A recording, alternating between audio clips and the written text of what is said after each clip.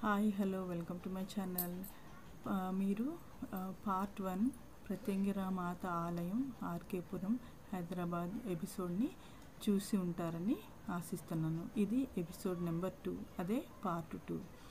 అయితే ప్రత్యంగిరా మాత ఎలా ఉద్భవించింది, ఆవిడికి ఈ స్వరూపం కానీ ఈ ఉగ్రరూపం కానీ దాని అర్థం ఏంటో మనము ఈరోజు ఎపిసోడ్లో తెలుసుకుందాం.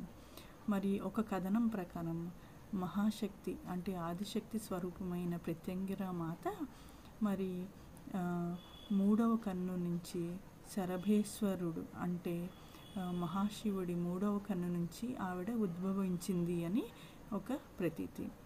ఆవిడ 1008 మరి సింహం తలలు, అలాగే 2016 చేతులతో మరి రక్తపు మరకలతో తన రక్తపు నాలుకని బయటికి చాపుతూ ఆవిడ ఉద్భవించిందని ప్రతీతి.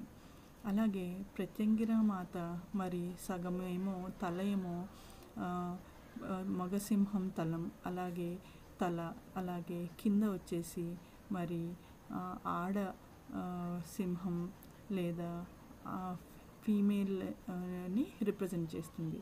అంటే ఈ రూపం శివశక్తి స్వరూపం, అంటే శివశక్తుల కలయిక స్వరూపం అని అర్థం.